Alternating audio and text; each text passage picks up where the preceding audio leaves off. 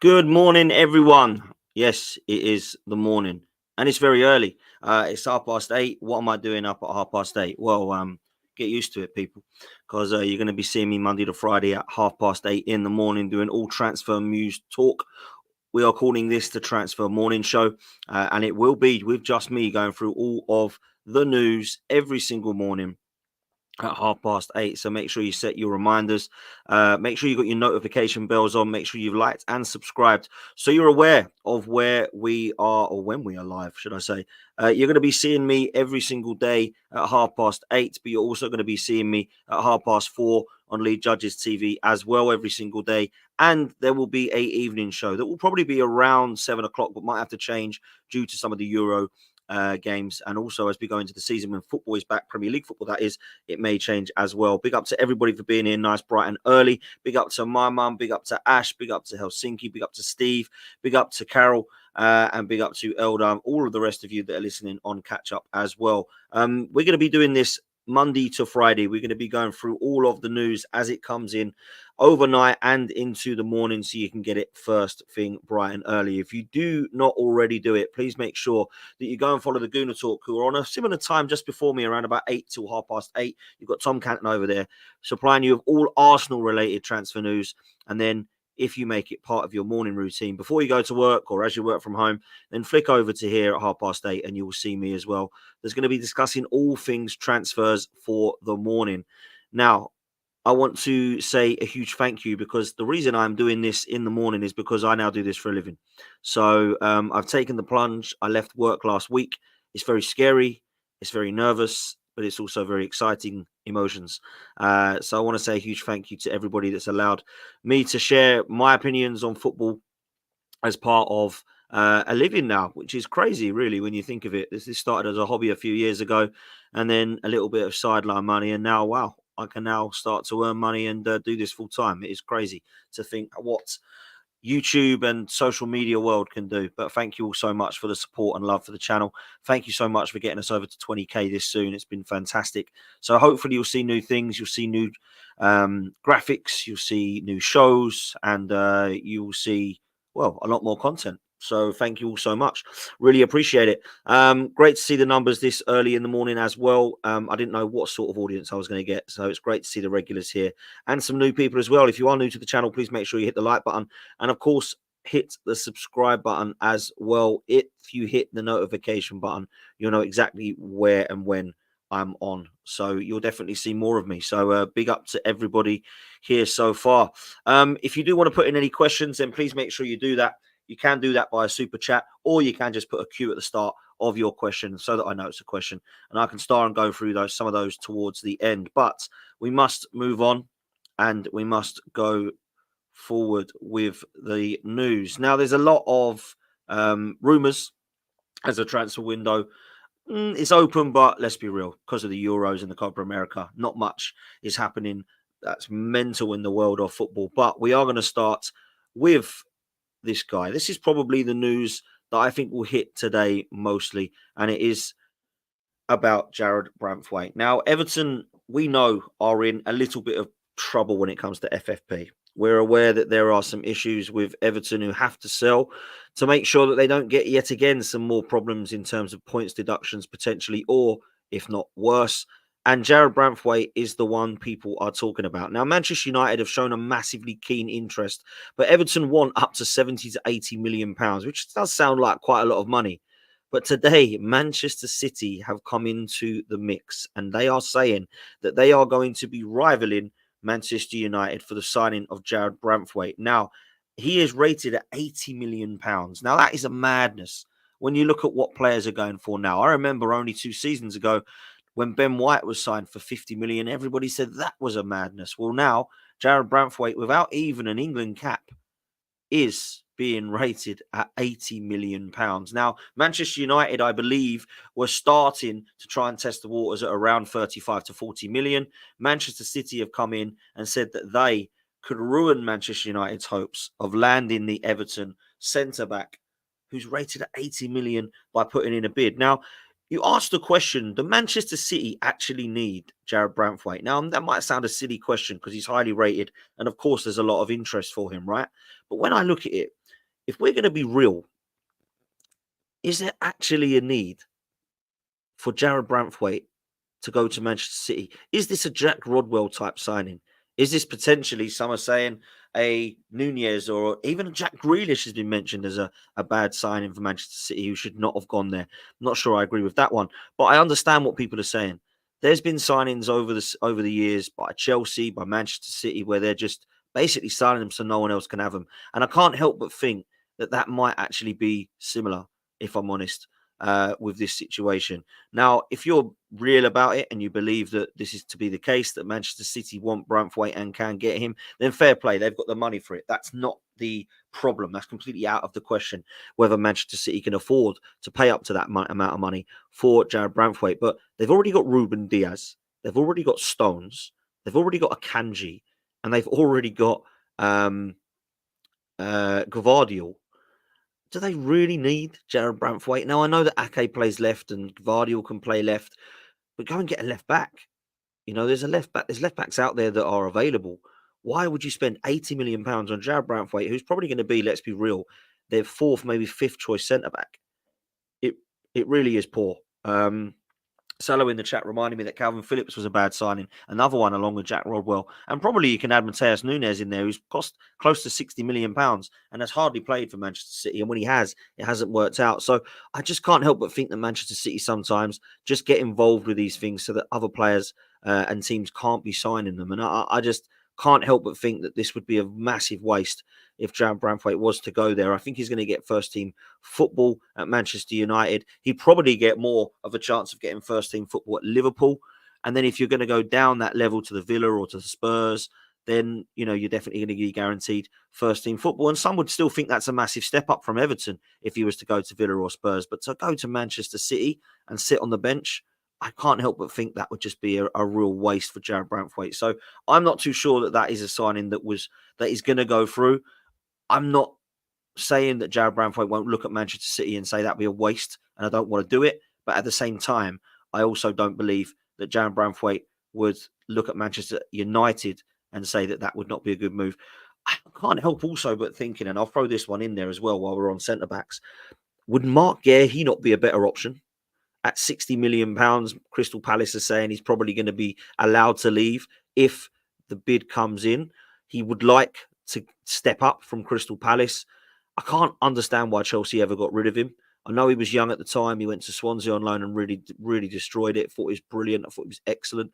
Then he went to Palace and he's been fantastic. People have said, can he step up? Question mark. Well, internationally, it would prove that he can, because for me, and we'll come on to England tonight when we have a panel, I honestly believe that Mark Guehi has been England's best player this tournament. And I think that he would be a fantastic signing for Manchester United, or with him last summer and rumoured to be looking at his situation this summer. The problem we've got is he's not going to break up Gabriel and Saliba.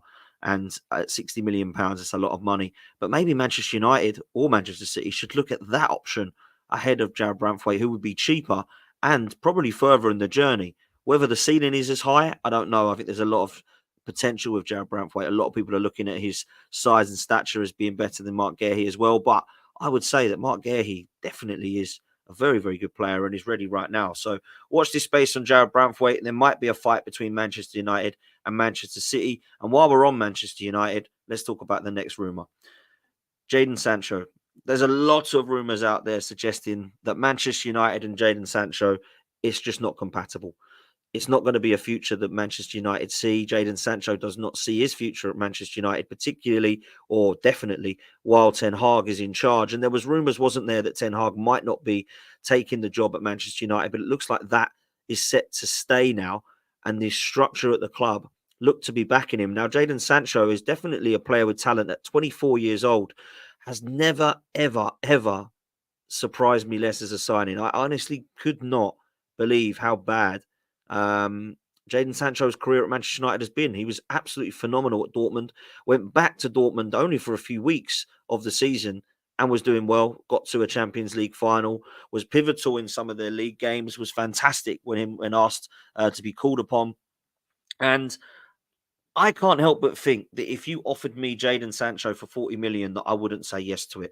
Yeah, there might be the opportunity to get a better player. It might be that we link with Eze. It might be that we'd rather have Pedro Neto at Arsenal. But apparently, Manchester United are offering Jadon Sancho to Chelsea and to Arsenal. Now, it sounds bizarre, this one. It really does. Because they obviously like the player as a fan base and they would love to see him do well. But when Rashford and Sancho, who, let's be real, were two of Manchester United's most exciting talents, if you ask Manchester United fans. Both have been very poor. Both have dropped out of the England squad. I don't genuinely generally like signing players who are out of form. But actually, when you look at what Jadon Sancho can offer at Arsenal, great cover for Saka, can play both wings. I think he's a talent. And at 24, could Mikel Arteta get something out of him? Chelsea, likewise, they're not really happy with Mudryk or Sterling. Would he be a good fit over at Chelsea? For £40 million, I don't think it's an outstanding amount of money. Considering they paid nearly over double that for Jadon Sancho only 2 seasons ago, maybe it would be a good signing for someone. So watch this space. The next player we're going to be talking about, I think you're all aware of, is Calafiori. Now, I don't know much about this player, but what I will say is this.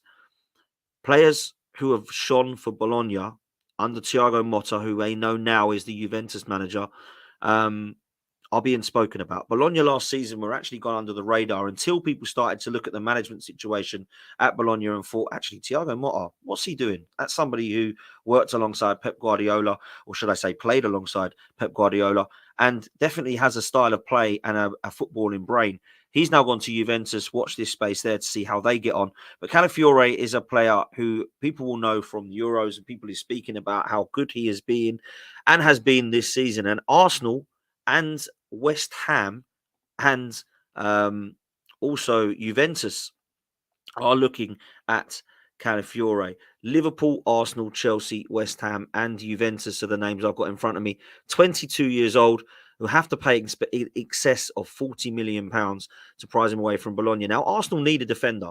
I don't know how versatile Calafiori is. I don't know if it's a player that people would like. I don't know if it's a player that people would look at Arsenal and think would be a good option or a good fit. But I will say this. I think from what I've seen and heard, he would be a very good player. Now, I don't know about left backs, right backs at Arsenal. I've always been a bit confused as to why we keep getting linked with the fullback situation. I actually think we're okay at fullback. I think at centre back is where we're potentially short, because after Gabriel and Saliba, do we really have anyone to cover there? Because people will say, yeah, but he can play there. Yeah, but does he play there? No, but he can. Well, how about someone that does play there then, like Calafiori? Would that be a good signing for £40 million plus? I think so. I would like him or Diamande from the people that we are looking at and linked with. I don't really believe that is a bad option for Arsenal. A lot of people are saying we need a left back. I think we've got Zinchenko. I think we've got Timber. I think we've got Tomiyasu. Some people are saying we need a right back. I think we've got Timber and Ben White and Tomiyasu. We don't really have a cover for Saliba.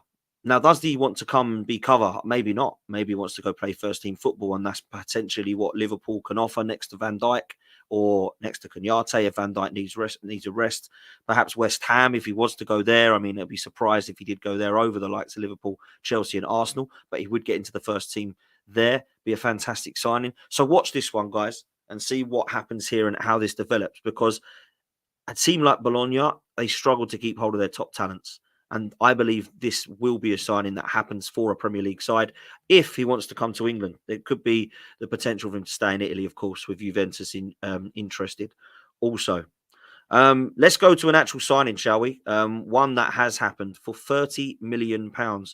Dewsbury-Hall has gone to Chelsea. Now, we know that Maresca is very, very aware of his time at Leicester with Dewsbury-Hall, and he's a player that he really likes. And he was one of Leicester's best players. And to be fair, when you look at the Leicester's players now, he is kind of their best player, isn't he? I actually think this is a really good signing for Chelsea. And a lot of people might look at that and think it's a silly signing. But I honestly believe this is a good bit of business for Chelsea, because their midfield does need strength in depth. They haven't got a creative midfielder. Conor Gallagher is not that guy. Neither is Enzo. Neither is Caicedo. Neither is Lavia. They're all either box-to-box or more defensive-minded. And I think that this could be a really good signing for Chelsea. I think for £30 million, it's not over the top. He's a player that looks like he can play attack-minded, number 8, number 10, but also could be more of a box-to-box option because he's got great work rate. Leicester fans are really, really gutted about this one because they really like him and rate him. And when you look at Leicester last season when they went down, people said that Tielemans and Maddison had kind of given up. And you could see that that was probably the case, seeing as they both went to Villa and Spurs. This guy didn't give up, man. This guy was the one I looked at and thought, yeah, do you know what? You're a good player. You're a baller. Now, if Chelsea can get this one right, and there's rumours that Gallagher still might be going, then I think Dewsbury-Hall could actually play a lot of games for Chelsea, and I think he can blossom. The problem you've got is, what is Maresca going to be doing? Now, we know Maresca knows, has a style of play. We know that Maresca understands Dewsbury-Hall really well. So watch this space with this one. I think this could be quite an underrated signing, and one that you look at and think, wow, £30 million is actually quite a good option for it. So I must say, it's a really good signing, and one that I think we should be looking at, because for me, that's a potentially good signing would have been for Arsenal. I can't lie. I actually do think that this would be a good signing for Arsenal. I think that it's one that can come into our midfield and give a little bit of strength in depth and try and force his way into the first team. And I think that's exactly what he's going to be doing at Chelsea. Before we go to the next news, make sure you do me a favor, people. Make sure you hit the like button and make sure that you hit subscribe.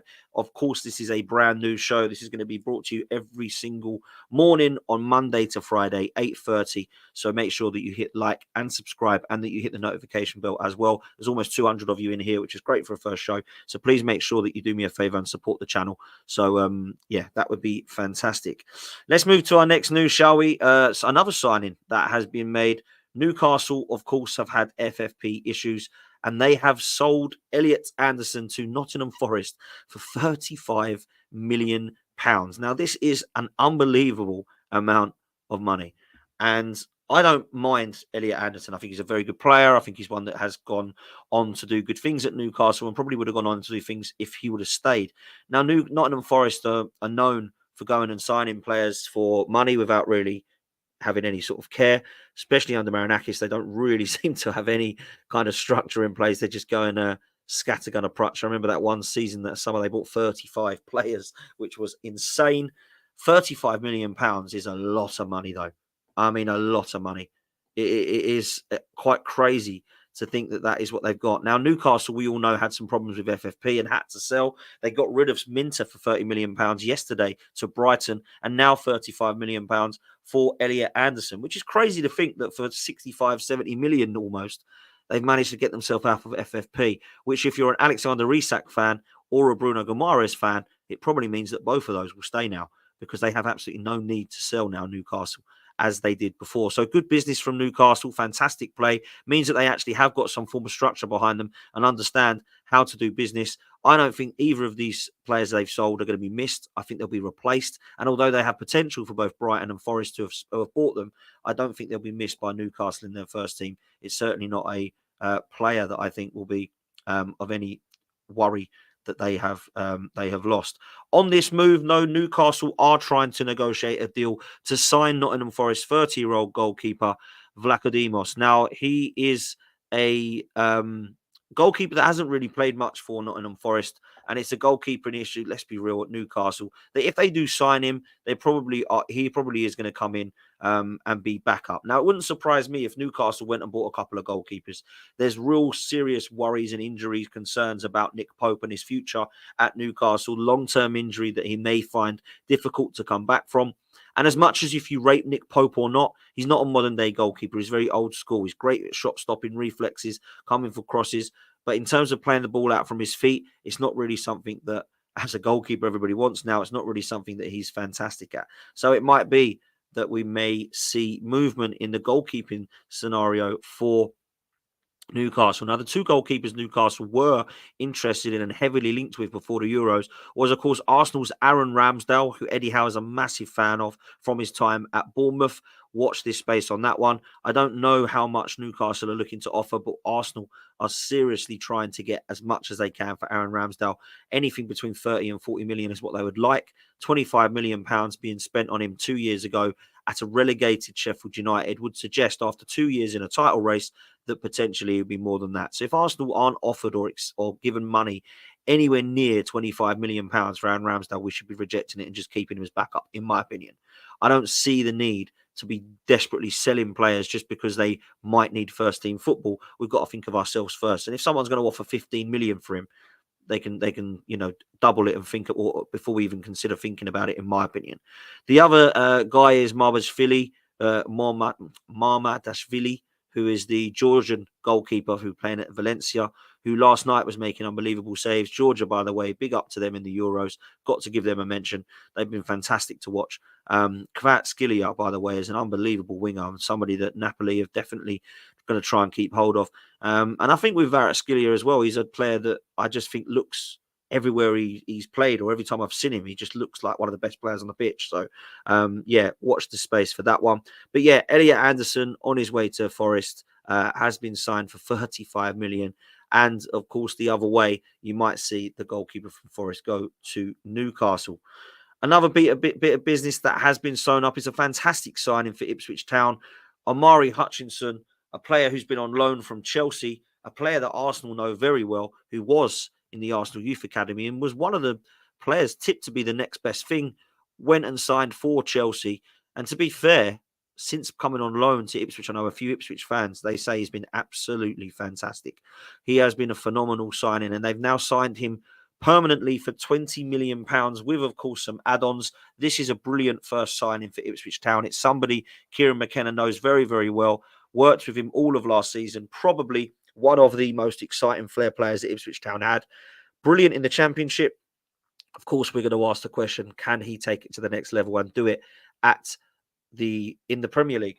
Excuse me, because I think there's a massive difference. I really do. I think it's a huge step up. It is definitely closer now. I think years ago there used to be a massive, massive difference in terms of quality. But certainly for me, Omari Hutchinson is a player that I think will definitely have the potential. I think he's a superb, superb talent. And one player who I do look at and think will be one that I'm keeping an eye on, certainly for sure, this season as Ipswich look to take some signings and try and get their squad best boosted as best they can to this new level. So watch this one from Omari Hutchinson. I think he's going to be a fantastic one. And of course, when we're talking about Championship, Archie Gray. Now, a lot of you will know that yesterday he was linked very, very heavily with Brentford, and Brentford and Leeds have not found an agreement. And actually, I must say this, it's actually Spurs who are linked with Archie Gray now. Archie Gray is a player who I like, I must say. 18 years old, massive potential, fullback and midfield. And to be fair, can play more of a kind of defensive role and box-to-box midfielder. When I speak to Leeds fans, they love him. They do not want to lose this guy. Obviously, he's got massive links with the club. His father was massively linked, obviously Eddie Gray being his dad, with Leeds. And I think the player's happy. But when £40 million comes in and you're Leeds, you might have to try and work out a deal. And it might be that he doesn't want to leave Leeds, but he might be tempted. Now, Spurs, let's be real, at £40 million, this would be a very good bit of business for Tottenham Hotspur. Tottenham are a team that have got probably an okay 11, but past that, they're really struggling. And I think at fullback, they need cover both right and left. I don't think Ben Davies or Emerson Royale are good enough.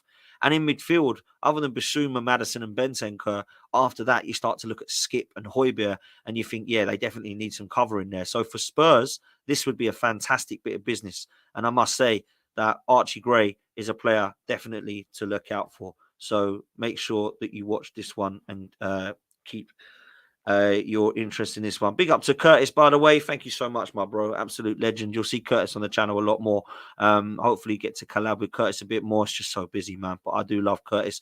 It says, well done, Potsy, going full time. Big up, my bro. Thank you so much, man. That means a lot to me coming from yourself. Make sure you go follow Curtis Shaw TV if you haven't done so already. I'm sure as most of you are gooners on here that you already are. And if you're not, then where the hell have you been, man? Make sure you go follow Curtis. He'll be doing all watch-alongs throughout the Euros and all Arsenal content. Talking about some rumours that I don't see happening, but let's talk about it anyway. Let's talk about this guy. Newcastle don't need to sell now.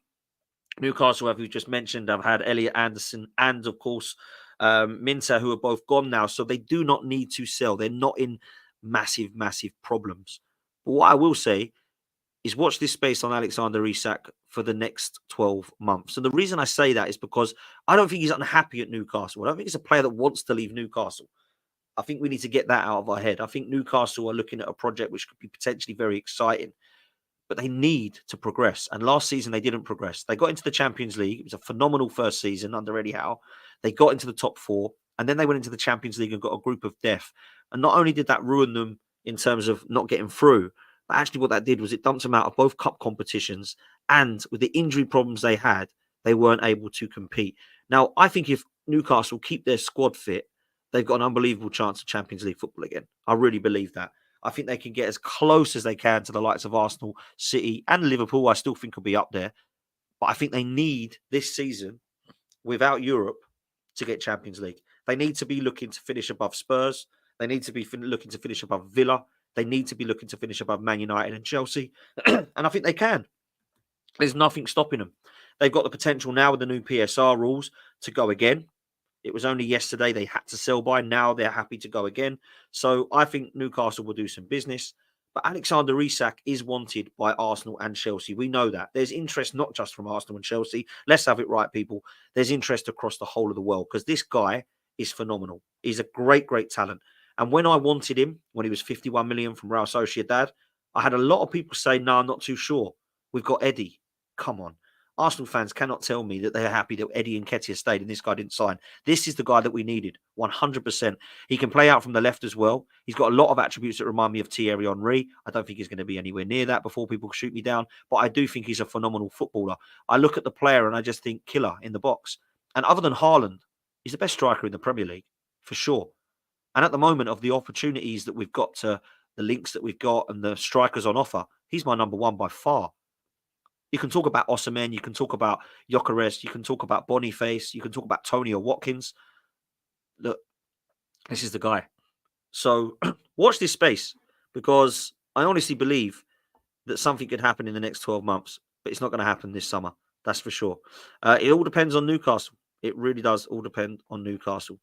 Let's talk about something that could be mad this summer. Let's talk about a madness because this kid looks unreal. 16 years old and he's killing it for club and country.